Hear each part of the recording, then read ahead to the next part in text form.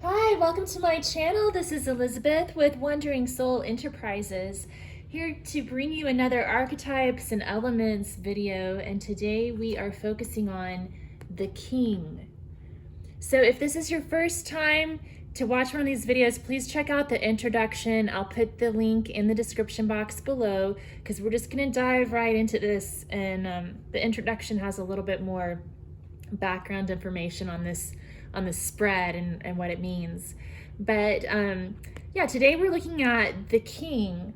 So these are the cards from the Caroline Myss Archetype card deck, and the light attributes of the King are enlightened, benevolent leadership and benefiting those in your charge. And the shadow attributes are excessive feelings of entitlement and rulership without restraint.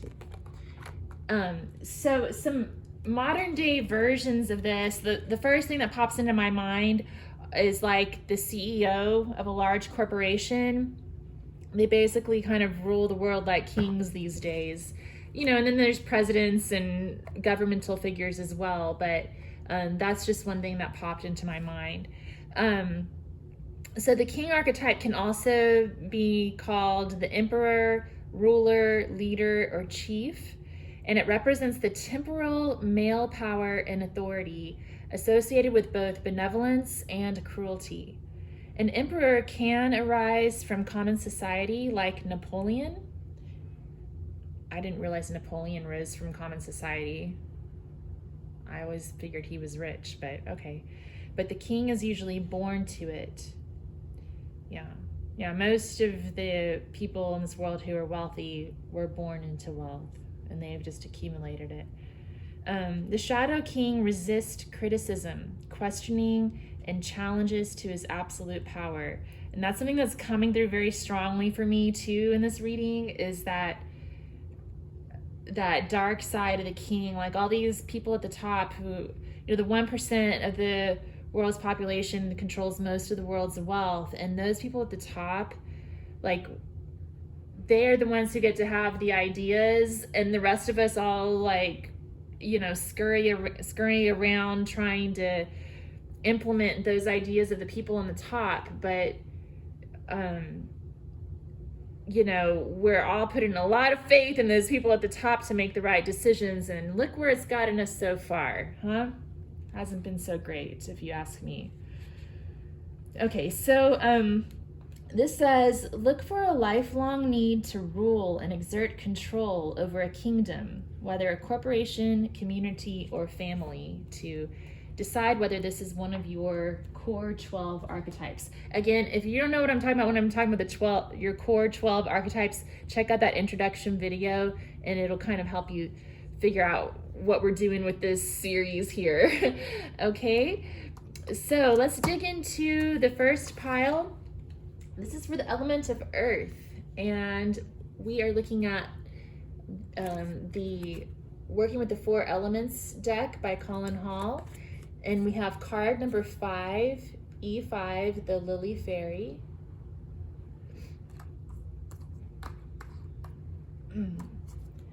From the Sailor Jerry playing cards, we have the King of Diamonds. From the Wildwood Tarot, the Knight of Stones, the Horse. From the Antique Anatomy Tarot, the King of Coins. Wow, oh my goodness, wow, that's cool. And from the Rider Waite, the King of Pentacles. So yeah, here's all those CEOs. These are the 3 people on the planet who control most of the world's wealth, right? And then the Knight of Stones, he's like, you know, their son who's going to inherit all this stuff. That's kind of what I was talking about. Like, these days, our modern kings are the ones who control the world's wealth. They control the access to the resources. And, you know, if they are benefiting society by managing those resources effectively in a way that enhances the quality of life for all of us, well, that would be one thing, but that's not what's happening. I don't know if you've looked around. The world's on fire. or underwater, depending on where you are and what day it is. So the Knight of Stones, the horse. I'm gonna look this up in the Wildwood Tarot because they've always got some interesting insights in this book. The Knight of Stones, or the Knight of Pentacles, Knight of Earth, whatever you want to call him, he's usually about moving forward with something with caution and putting together a stable plan for the future. That's in his, high vibe state, but in low vibe, he's stagnant, kind of stuck in the mud. So that's another thing, like maybe what's coming through here is like that business as usual type of thing, or the kings of today, our CEOs, like kind of get us trapped in this cycle of just doing business as usual. And that's like all we know how to do. That's all we're programmed to do. That's all our supply chains have been set up to do. And now that we're faced with Mother Nature coming along and saying, oh wait, you can't do it that way anymore, it's throwing us for a loop. We can't keep doing business as usual, and we don't know what else to do. Let's see.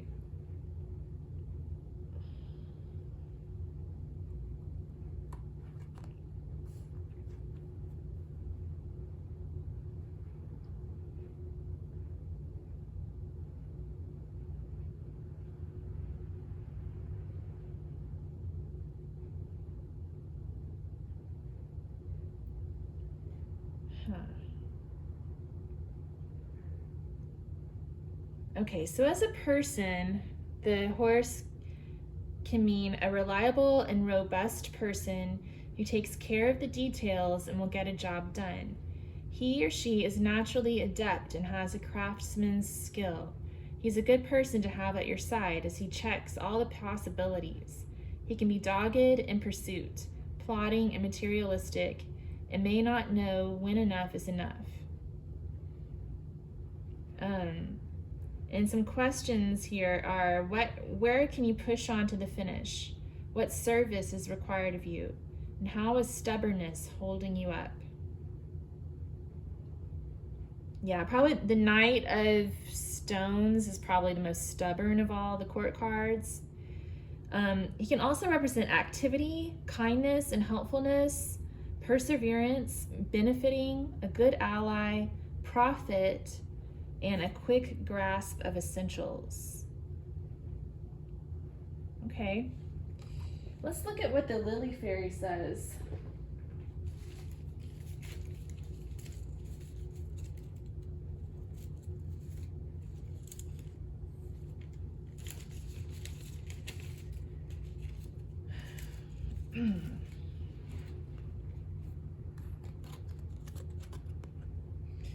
So this card represents the flowing of lines that you see in Art Nouveau and Celtic art. That is what we should be doing on our spiritual development, moving with the flow of spirit. On the card, you see the flower is open, releasing its seeds, letting go to allow for the new to come. The fairy of the flower with her wings open, helping the seeds to scatter on the wind.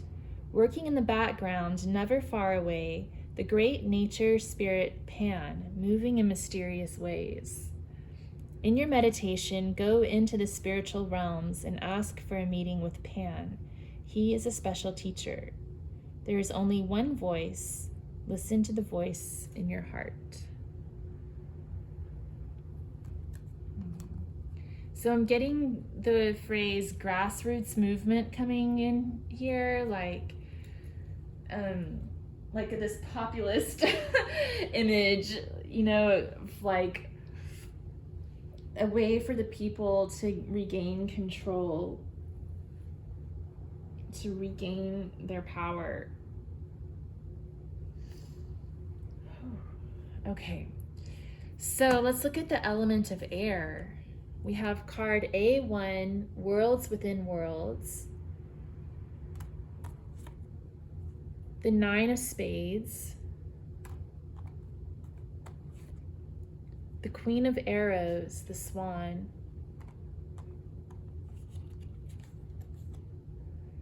the Eight of Blades,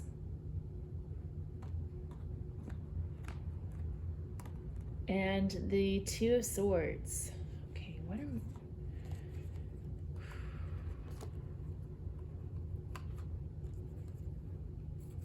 Okay, well, first let's talk about these. So all of these cards are about kind of being blocked, being trapped, like isolated. The Two of Swords is about silence.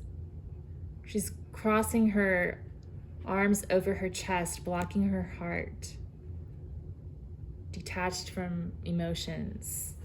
The Eight of Blades is about being trapped in your own thoughts. And then the Nine of Spades is about anxiety. And we're talking about the king here, but this whole concept of like, capitalism is coming through really strongly for me today, right now, for some reason. And that's what I'm getting here too, is that, all of the stuff that's going on these days, especially with our phones and the algorithms of the social media apps that we use, and all of the ways that big corporations are able to take advantage of our data and use it to manipulate us emotionally. Like, I feel like this is sort of the end result of that. We're isolated. We're not really communicating with each other. We're trapped in our own thoughts, and those thoughts are causing us anxiety. And then the Queen of Swords is swimming away from all of that. This Queen of Swords is done with it, and she's moving out on her own. So I'm going to read a little bit about her.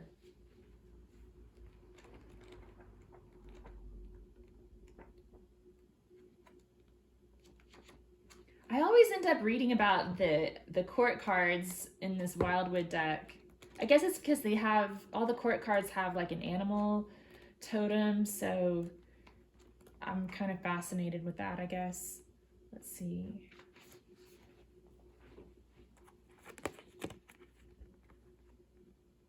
So this graceful and powerful bird, the swan, has long been associated with myth and legend. From the Greek Leda, transformed into a swan after mating with Zeus in this form, to Elsa of Brabant, I don't know who that is, in the stories of the Grail Knight Lohengrin, the swan is a strong and regal protector. A state of separation may exist, bringing with it sorrow, privation, and misfortune.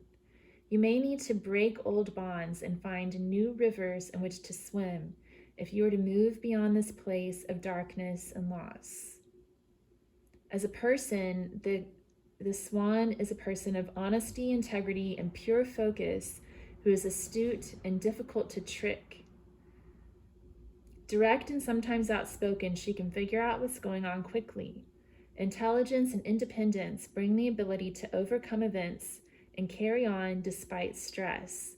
That's what I was just telling you guys, like, these are the events and the stress. The Nine of Spades especially is about that stress. She's swimming away from that. As an aspect or process, facing unpleasant truths, not bearing fools gladly, sorrow from loss, assessing things astutely, rational explanation or scientific view, going to the heart of things, but sadness lingers. That's sort of her shadow side. As an event or happening, truth needs to be spoken to avoid misunderstanding. Set the ground rules clearly. Separation, breakup, or absence, finding freedoms in the midst of restraint. That's another thing I'm feeling strongly with her, finding freedom from restraint. The Eight of Swords is that restraint, being trapped. The Queen of Arrows is swimming away from that. Ideals turn sour. Yeah. What do you need to accept or ask for? What straightforward approach is needed here? How do you cut through the tangle? And then some other words associated with the Queen of Arrows, the Swan, are purity, loss, change, suffering, song, absence, scarcity, and freedom after strife. Okay, let's read about worlds within worlds. Card A1.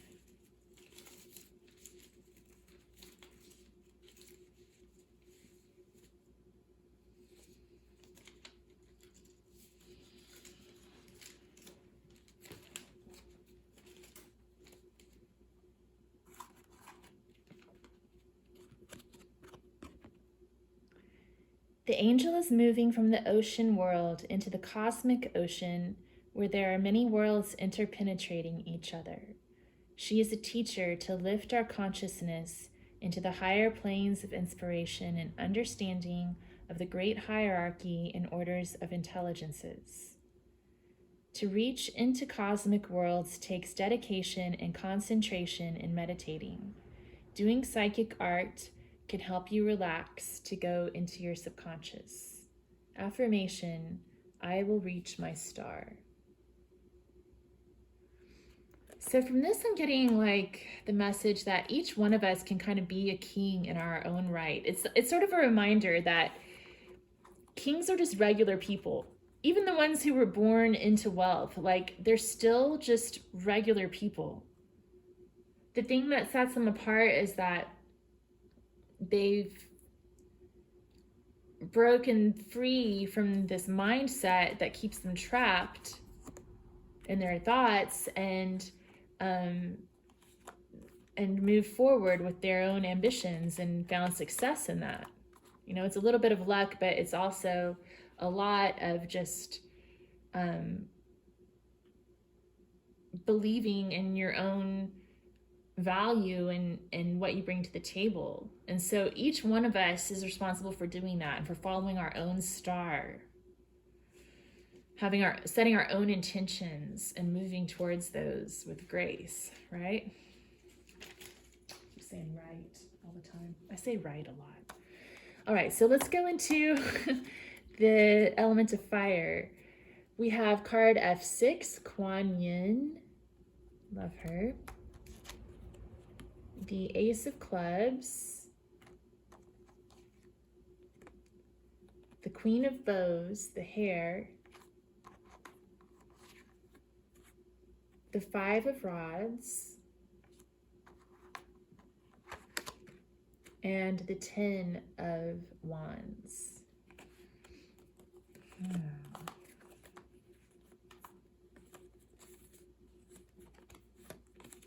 So I'm going to start with this Ace of Clubs. I think this is like representative of that virile, masculine power, you know, and kings definitely can embody that, right? They have I just said right again, oh my gosh. It's that animus, that male creative power. But like I mentioned earlier, I think that there's a problem in our society because the few people at the top who've been in control, and this has been for thousands and thousands of years, you know, there's one or two, maybe like a handful of people who control most of the world's wealth, and the world moves on their whims. All the structures that we've built were to satisfy the whims of like 12 people. And it's led to some imbalances and some problems. For one thing, well, you know, here's the king. Like the Five of Rods can represent playfulness. So, you know, this is the king off, you know, playing around, using people as his playthings and his pawns, and the burdens of the king's whims fall on the shoulders of the regular people, the common people. But the Queen of Bows, the Hare, she's not having that. She's a fighter.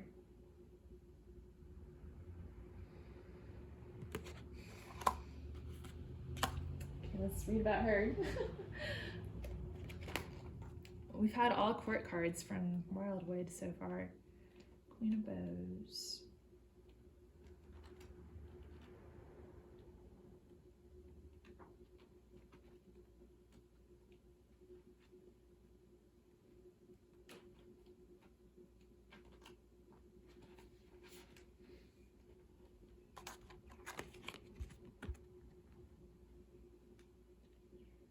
So,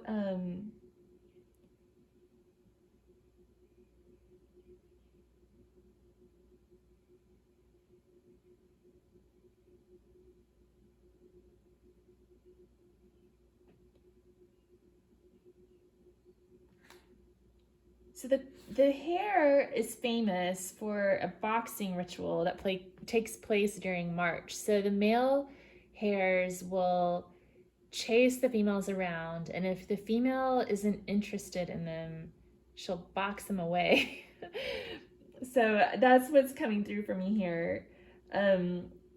She can represent outgoing warmth, but also jealousy and rivalry, unpredictability, retaliation, and also sympathy and empathy. She's committed and kind and quick to defend or take your side if she feels that you're in the right. She's very self-assured and dedicated. So some questions to ask here are, how do you influence those around you? How can your plans be best fostered now? And where do you need to be more courteous or understanding? So that's what I'm getting here the most, is like, how do you wield your influence? Like, each one of us who are not actually kings need to learn how to wield our own influence to create the world we want, rather than just sucking up to the king. Okay, Kuan Yin. F6.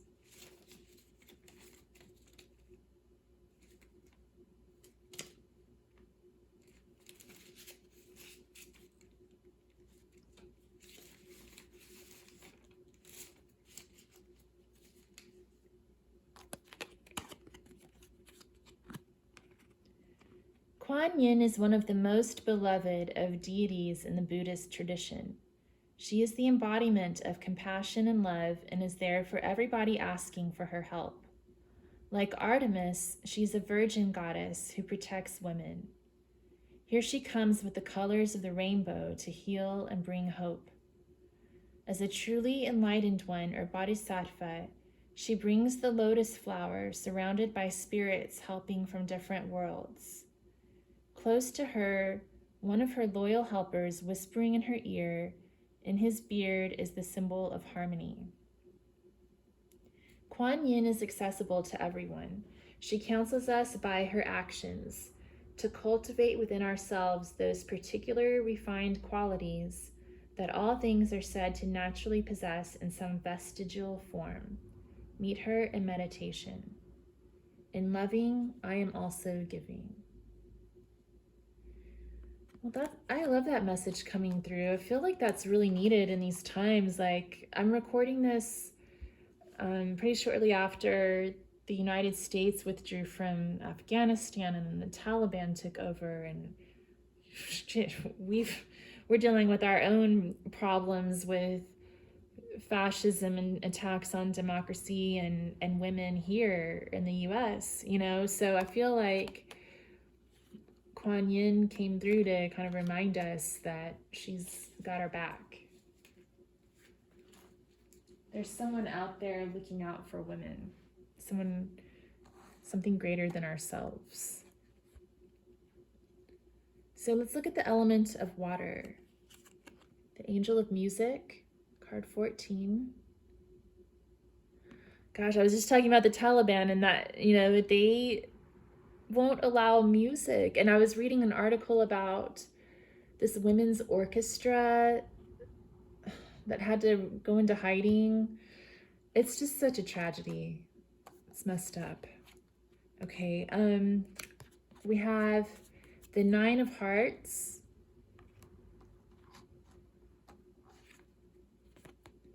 the 8 of Vessels, Rebirth,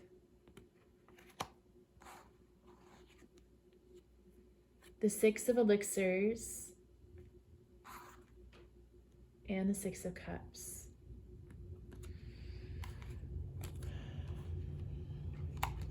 So I think it's a message of healing that's coming through here. Kind of a reminder to keep your mind on what you're trying to manifest, what your wishes are. Make a wish, you know. And the 8 of Vessels is a promise that will be rejuvenated and healed, that our hearts will heal. Things will change. And the 6 of Cups is about letting go of the past. It's about forgiveness and love.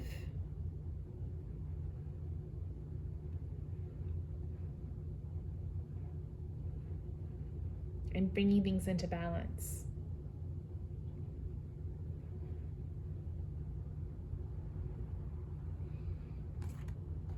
Okay, what does the Angel of Music have to say? And I know that music is very healing, so that could be part of it.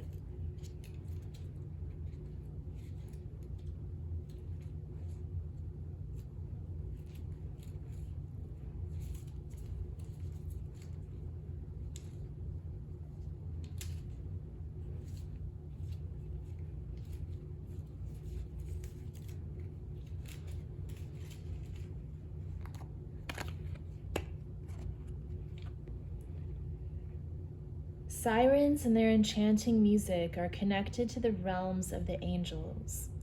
Even today, people hear and see sirens playing their harps and singing their bewitching songs, leaving all that hear their sound of music in a different consciousness. It is when we reach into their enchanting realm, the veils are lifted to the worlds of inspiration. Being near the sea can be a great healer. Try visualizing and taking your mind off to far off shores. The horizon has no barrier to my consciousness. So it's about breaking through barriers, using music to access the unconscious, the spiritual. It's about that power of music to influence people, to draw them in. Which is probably why some of these kings want to shut it out. They selfishly just want to be the only influence that people follow.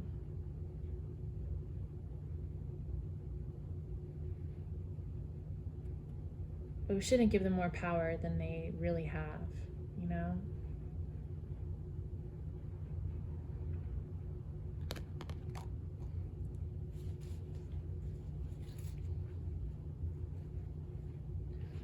Okay, let's look at some of these other cards.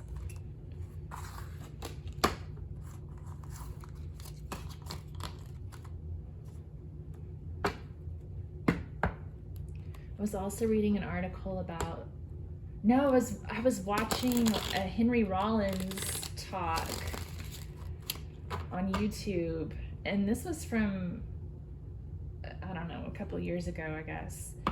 And he was saying that he went on a trip. He does a lot of traveling to places that I probably wouldn't ever go to, because it doesn't sound like a great fun place for a single woman to go traveling. But I guess he went to Afghanistan, and he gave somebody a little like a USB flash drive full of music, like all kinds of music that he likes, and it like made its rounds through the Middle East. And so all these people who aren't allowed to listen to music got access to music through him. I love Henry Rollins. He's crazy. Okay, let's see here. He doesn't love anybody though. All right, here we go. Here we go.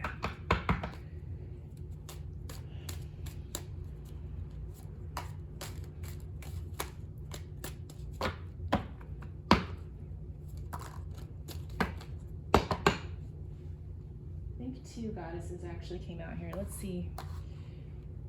Pele, goddess of fire, be empowered by anger. A lot of strong queen energies coming up. It's reminding me of chess. In chess, the king, if you can capture someone's king, you've won the game. But the most powerful piece that you've got is the queen. So don't forget that. We also got Guinevere, the First Lady of Wales. You are a wise ruler of your realm. Pele, be empowered by anger, and the Queen of Bows, the hare, and Kuan Yin, and the Queen of Swords, or the Queen of Arrows came through. A lot of strong female energy to counteract the negative energy of the king. I'm sorry, the king is coming out in his shadow attribute today. There are positive aspects. I just feel like the message that's coming through today is really meant to counteract the shadow side, because that's kind of what we're seeing right now around the globe.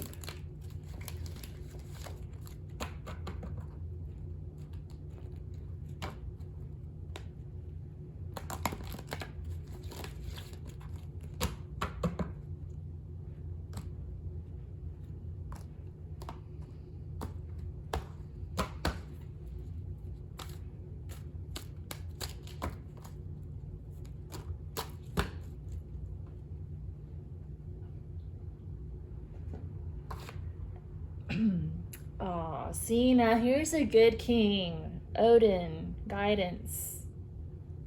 He's wise. Let's see.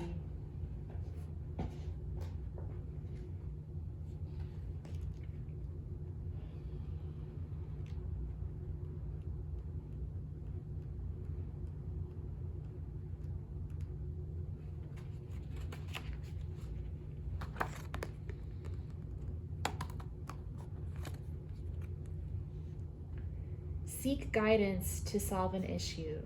Choose carefully whom you take counsel from. Respect experience. It takes time to develop wisdom and knowledge. Be patient. Odin teaches us that education and listening to various wise voices is invaluable to our own growth and development. So remember what I was saying earlier about how we're all just like moving in this machine to satisfy the urges of a few people who have control of the world's resources? Well, this is the guidance is for those people and for all of us to listen to various voices. Equity, that's been a big conversation across the globe as well, like listening to lots of different people who have a stake in this world. The more we know about a situation, the better we can assess it. He also suggests that you find wise teachers among those with direct experience regarding your situation, or those who have many years of experience. If you need guidance, Odin is a solid choice to turn to, and he can guide you toward the answers that you need.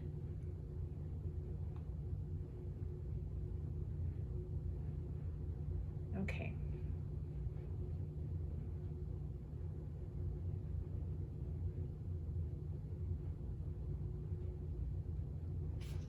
Fathers and teachers honored Odin in hopes that they would be wise and protective for the future, for the children in their care. Those who wished to glimpse their futures or gather wisdom through an oracle could use runes, the oracular tool that Odin created, which were a series of symbols carved on bone, wood, or stone. The mighty Odin appears in many wonderful stories, most with the theme of gaining wisdom or accepting wise guidance. Odin is often depicted with only one eye, as he exchanged the other for a sip at the well of wisdom when he was traveling to the world tree, a place of connective power. This enabled him to see far, to know much, and to listen to all the stories of the world. The kings need to start listening to all of the stories of the world, or we're all gonna die. All right, let's see.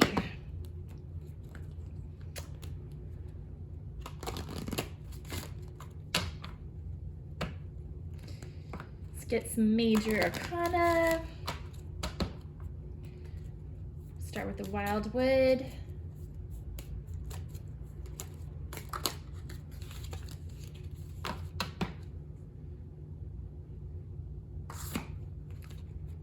We have card number 13, the Journey. So that's the Death card.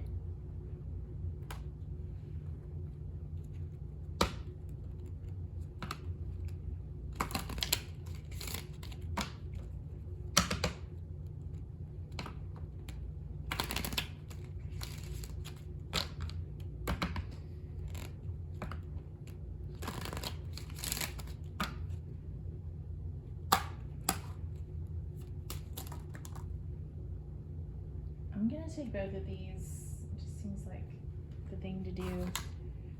The Death card again. From the Rider-Waite. I just said we're all gonna die. Very funny. The Hermit. Wisdom.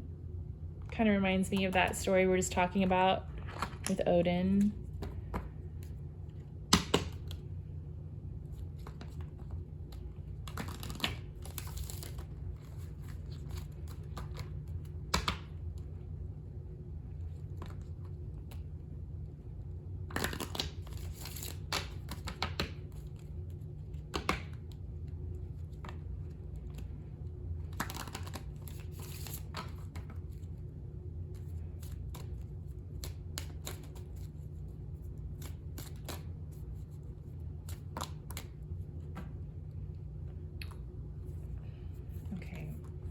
That's too much. Let's just get one.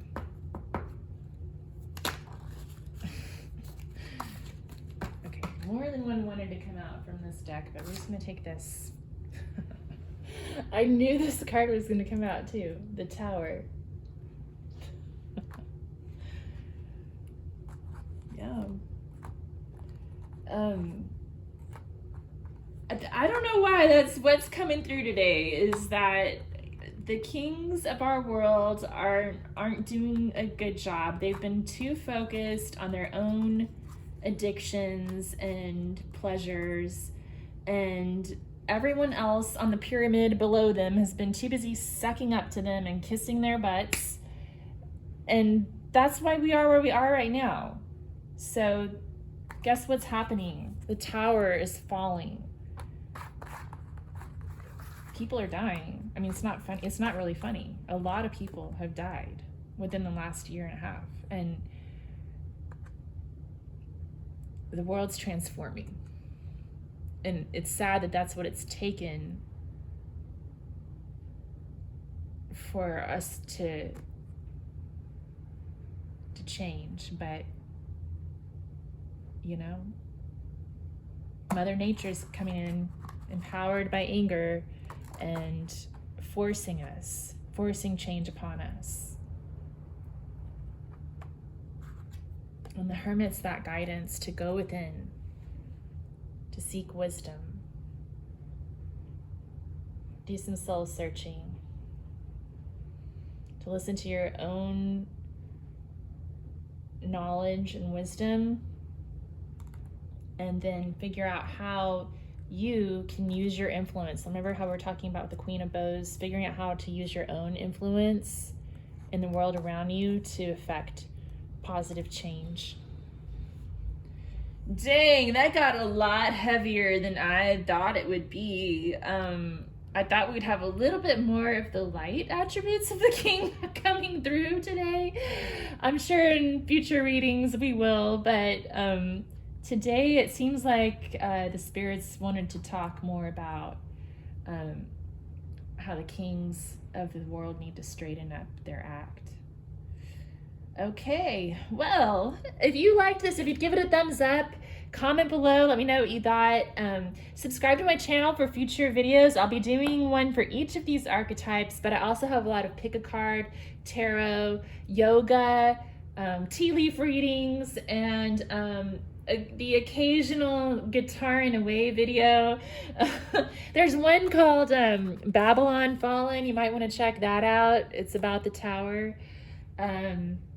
Yeah, so thanks for being here. I really appreciate it, and hope to see you again sometime.